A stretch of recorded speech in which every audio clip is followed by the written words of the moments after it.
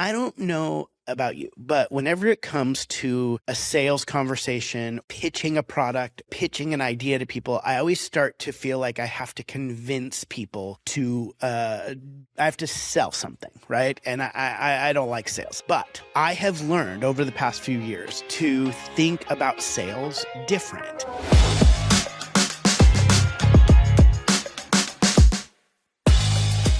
Welcome to Badass Softy, a podcast for leaders who are unapologetically ambitious and want to lead with heart because you're allowed to chase big goals without losing what makes you human.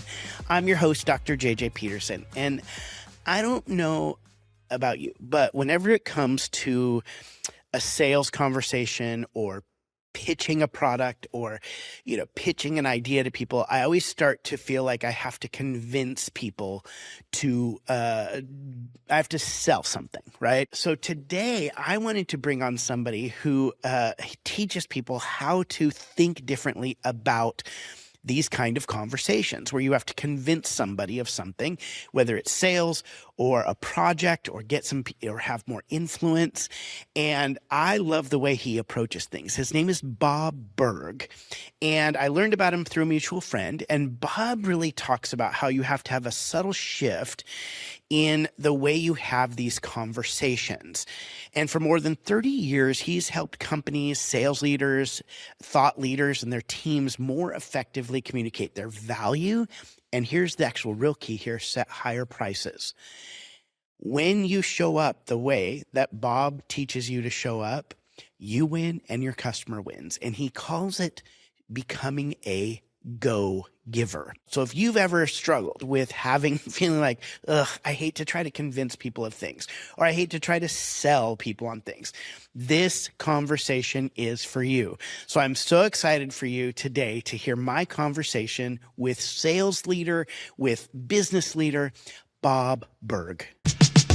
Bob, I am so excited to have you on the podcast today. You and I got introduced through a mutual friend, so we don't know each other that well, but I started kind of reading some of the things that you've written, watching some videos of you speak, and I became more and more excited about bringing you on to share your philosophy, the go-giver philosophy, and that's what we're going to talk about today with this audience. Because, and I'm gonna kind of say why the reason I brought you on is I'm going to be very honest. When it comes to sales and selling, that is not something I would say is my forte. And putting myself out there for having greater influence, because I'm a little bit sensitive. Like, one of the things that scares me the most is when people say, I get on a call, we're talking about everything, and then they go, how much do you charge? And all of a sudden I start to shrink. And you teach people to show up a different way. So thank you for being here. Thank you for sharing your wisdom with the badass softies out there. And I'm so excited to have you here because you truly are someone I consider to be a badass softie. So thank you for being here. I take that as a great compliment, Dr. Peterson, and very familiar with you. Your reputation precedes you, so it's really quite an honor. Thank you for having me. So let's dive into this. You have written a series of books that really are on what you call the go-giver philosophy. Yeah. So the Go-Giver is as you said, it's a series co-authored with John David Mann, who is really the lead writer and storyteller. Most of them are parables. All but one is a parable. And he's just a brilliant writer. I'm a how-to guy. I'm step 1, step 2, step 3, and I'm the boring guy. But we got together on this with the idea that the marketplace was ready to hear a basic message that you can be a good, well-meaning person who has a desire to bring value to others and earn a really healthy income, not despite that, but because of it. And this is really where it all begins, shifting your focus from getting to giving. Now, when we say giving in this context, we simply mean constantly and consistently providing immense value to others, understanding that doing so is not only a more fulfilling way of conducting business, it is the most financially profitable way as well. But I think this is an important part right here. This is not for any kind of way out there, magical, mystical type of reasons. Oh, just be a good person and do good and good things. No, it's not that. It's actually very rational. It's very logical, and it ties very much into human nature. When you're that person who can shift your focus off of yourself and place it on serving others, discovering their needs, their wants, their desires. People feel good about you, right? They feel great about you. They want to get to know you. They like you. They trust you. They want to be in a relationship with you. They want to do business with you, and they want to tell the world about you. They want to be what we call your personal walking ambassadors. Now, the key is this is done with a genuine heart of really want, and I know that's your audience, okay? So yeah, what we like people like that to know is, yes, you can be yourself, right? Yeah, it's so funny because it seems so like obvious. Why is it not? Why do people not just naturally go, yeah, if I offer more value, people will give me more money? Why is that a hard thing to grasp? Because as human beings, we are all run by an unconscious operating system called the belief system. Again, it's unconscious. It was given to us before we had the wherewithal to be able to question premises and so forth. And what have we always heard, seen, learned, whatever about, and sometimes experienced about salespeople, that they're exactly as you were talking about them. This is why when people say, well, I could never sell, or I don't like selling. It's not that they don't like selling. It's they don't like what they think selling is. Because if you believe that selling is about trying to convince a person to buy something they don't want or need, by the way, that is not selling. That's called being a con artist, right? If you believe that selling, of course you don't want to do that if you have any kind of moral values that you're living by. Selling by definition is simply discovering what the other person does need, want, or desire, and helping them to get it. One of the things when John and I were writing the follow-up to the Go Giver Sell More, John's a wordsmith, so you can't take a word and him not know the definition, because he'll study it and do this whole thing. So he looked at the history of the word selling, and one of the things he found is the old English word for sell was selan, which actually meant to give. So when you're selling, you're giving. Now, someone might say, well, wait a second, that's clever and everything, selling, giving, selan, the word, right? Whatever. But what are you really selling when you're giving? What are you really giving, rather, when you're selling? Okay, let's say that you are that diamond salesperson. You have a prospective customer in front of you, okay? You are in a sales conversation. In Go Giver land, we never use the word pitch. You're not pitching something. A pitch is something you do in baseball. It's something you do to someone to strike them out, not to help them, okay? So no, we have sales conversations, okay? And so you're in a sales conversation with this potential customer, okay, regarding your diamonds.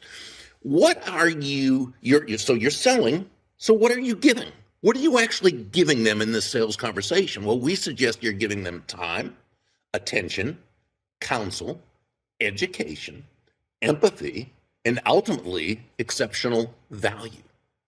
So if you see sales as being that, now you can totally reframe the experience and see selling not as a necessary evil to what I have to do, but something that's helpful to another. Yeah, and because it is, right? Like if I'm at that jewelry store, it's because I want a gift, right? Right. Yeah. I want something either for myself or somebody else. That's the thing that people often, I think, lose sight of as well. If I'm showing up on a phone call, if I'm showing up at your office, if I'm showing up responding to an email, setting an appointment in your store to buy jewelry, it's because I want it.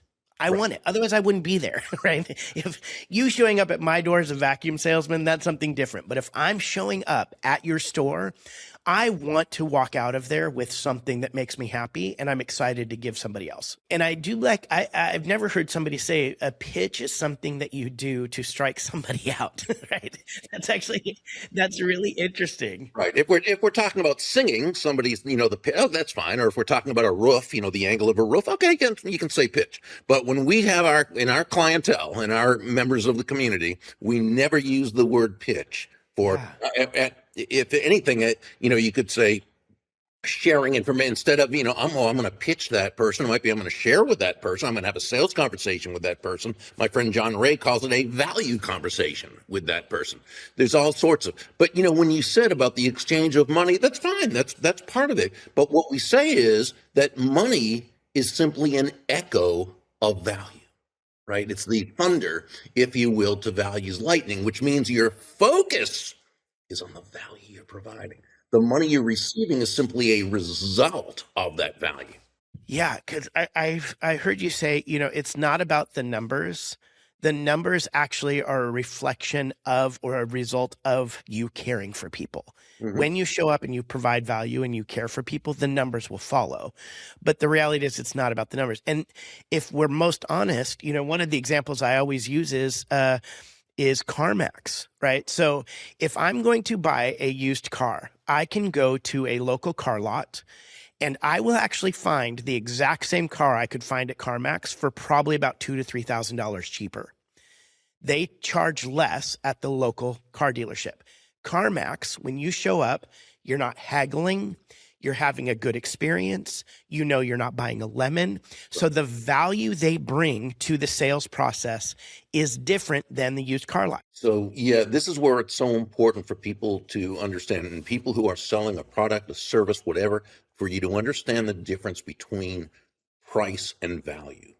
Because price is a dollar figure. It's a dollar amount. It's finite. It simply is what it is. It's the price of a thing. Value, on the other hand, is the relative worth or desirability of a thing, of something, to the end user or beholder. In other words, what is it about this thing, this product, service, concept, idea, what have you, that brings so much worth or value to them that they will willingly exchange their money for it and feel great about it? And that's key, while you also make a healthy profit. It's also, as you're saying it also just reminds me too, that for some reason, I loved your illustration about pitch. And I was thinking of other areas that we use the word pitch besides sales. And one of the things I was thinking about is even this works in the term of for leaders who would normally, the word I would use is pitch to your team a new idea. In that meeting, if I'm trying to move an entire team on a project, I don't just show up and go, I have to convince them to do it my way. I actually have to show up in a way that provides value for them and shows the value for them of moving forward so that they actually enter into it as well. And same thing, when they buy into that, they win and I win as a leader. It's not just about sales, it's about influence as well. Exactly. And that's the difference between, push and pull, right? Push is compliance, pull is earning commitment. Yeah. And that's so key. And you earn this commitment by, again, asking questions and really discovering what it is that moves that other person, right?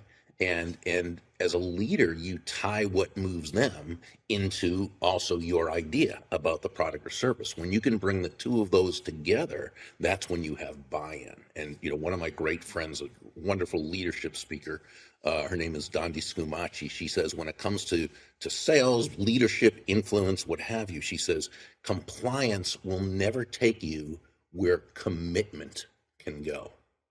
That commitment's key. That's a good. Say that. Can you say that again for me, for everybody listening? Her name is Dondi Scumaci. It's SCUMACI.com. DondiScumaci.com. She's brilliant, and just as wonderful a person as she is brilliant. And she says, compliance will never take you where commitment can go. Oh my gosh, that's so good. And I really do. You can't get that commitment without showing up this way. both in sales, both in leadership, and all. I just very much believe you may get compliance, but that's not going to bring long-term solutions. It's not going to bring long-term happiness or all of that. So that's beautiful. I think everybody listening can just clearly see why you're here, because you're like speaking to our hearts in all of this as you're and especially, you know, for those of us who've come from the story brand world, this is really just showing up as a guide, right? That's what it means. Exactly. Is that whoever you're leading, whoever you're selling to, your customers, they are the hero of the story, and you're showing up as a guide. So how do you show up with, like you said, empathy, with value, with solving a problem for them? And use that language and in your products and also in the way you market in order to help them discover a way forward in their own life to get something they already want. What are some really, if people are listening to this and they're like, yeah, this is how I want to show up in sales, this is how I want to show up in leadership, what are some really practical things that you can tell people to do? Like if even today they're about to get on a phone call in a half hour, or they're about to lead a meeting in a half hour, what's something you could say, here's something you could do right now to shift your mentality and how you show up in those conversations? Well, I mean, one of them, let's say, for example, we take empathy. Okay. Now, what is empathy? By definition, it's the identification with or vicarious experiencing of another person's feelings. Okay. But there's a challenge there. Okay. We don't necessarily know how they feel. We're not them. We haven't had their same experiences. We don't go, right? The neat thing is, in order to really communicate empathy, you don't have to know exactly how they feel. You simply have to understand they're feeling something, and that this something is distressful to them. And you communicate, not just through what you say and how you say it, but really just how you show up. You communicate that you are there for them, with them, on their side to work through it. Now, you get this, you have this type of empathy by paying attention and listening to both what they say and also what they don't say, right? Asking questions, and you know the questions to ask because you know your market, you've done research about this particular person, and you're asking and you're listening, right? And as you do that, that's how that empathy really kicks in.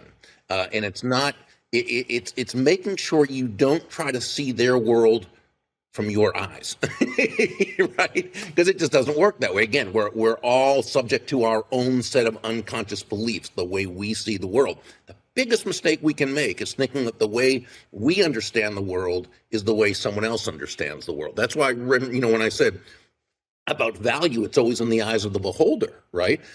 Value is, by definition, value is relative, okay? So what we think is of value might not be what they think of as a value. It might mean nothing to them, or it might mean everything to them. We don't know until we ask and we really discover. And that's where empathy really kicks in. So, so I was going to say one thing, it would mean make sure you really have that shift of focus in mind, right? One of the things I used to say, and I said it half jokingly, but when I used to speak at sales conferences, I'd often begin by saying, nobody's going to buy from you because you have a quota to meet. Right? They're not going to buy from you because you have a goal. They're not going to buy from you because you need the money. Hey, they're not even going to buy from you just because you're a really nice person. And I know you're a really nice person. No, they're going to buy from you because they believe that ultimately they'll be better off by doing so than by not doing so. So we've always got to remember that. Dale Carnegie taught us that, right, in 1936, on How to Win Friends and Influence People. People do things for their reasons, not our reasons. So even just showing up and saying things like, I understand how frustrating this can be. Just like when you're recognizing that there's a frustration that is driving the desire, or saying, I get it. So many of our customers deal with this. And it's because you've heard them say, you've asked the questions.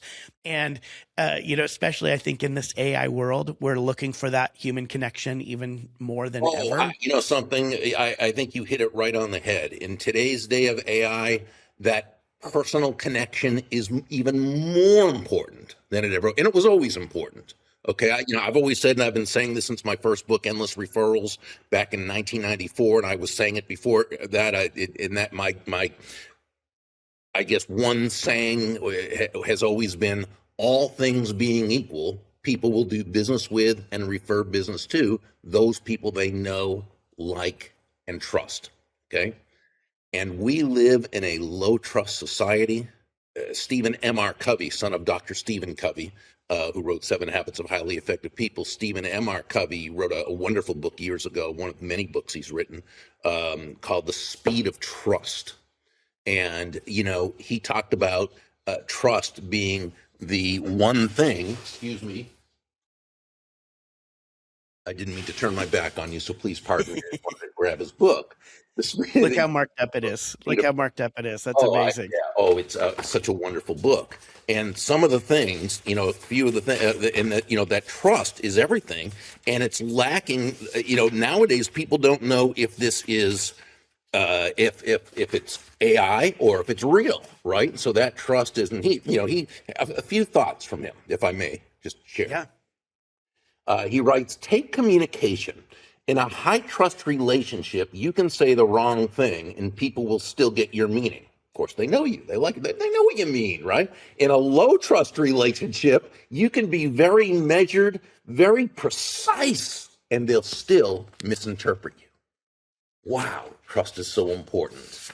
That literally happened to me this morning. I was texting a friend who I decided to kind of challenge a little bit. And we were texting back and forth. And I was being very, very specific.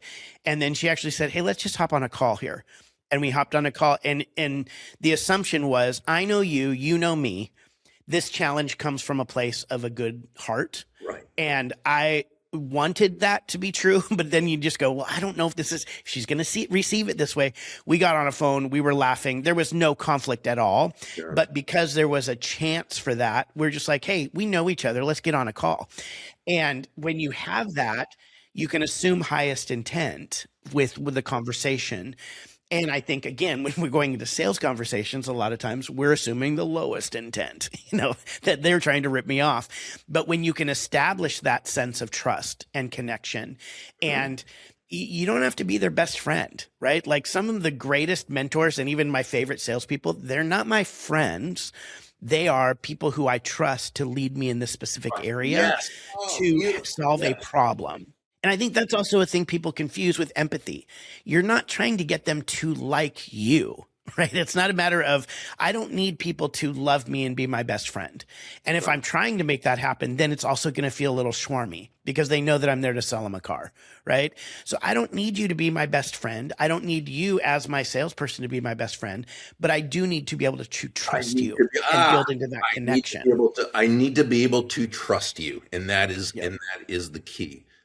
One more quote, if I can. This is from Gandhi. It was in the Speed of Trust. Mahatma Gandhi said, "The moment there is suspicion about a person's motives, everything he does becomes tainted." Yes. Right. So this goes back to Mr. Miller's reframe of the guide instead of the hero. Okay, we need to trust our guide. Now, we do know them, and we probably do like them, but again, that doesn't mean we're besties. Exactly. Okay. Exactly. All things being equal, you still want to, you'd rather like a person than hate a person, but Yes. It doesn't have to be best friend. But we do need to respect them. We need to trust them and know that they have our well-being at heart. So everyone who's watching this, who's your customer, who's in your circle, right? And, we're really speaking to these people who are very much like us. And these people want to feel that they are bringing value to the lives of everyone they touch. And you can do that. And you can do that and make a good living. Again, not in spite of being that good, caring person, but because of it. Yeah. And that's what's so key. Yeah. You and I think we could talk all day about this because we're just right on the same wavelength. So it just this whole mindset shift about offering value instead of being a commodity, it really has taken so much weight off of my shoulders. And I know that it will for everybody that's listening, whether they are in sales specifically, marketing, or just leadership. When you show up in this way, I think it changes everything.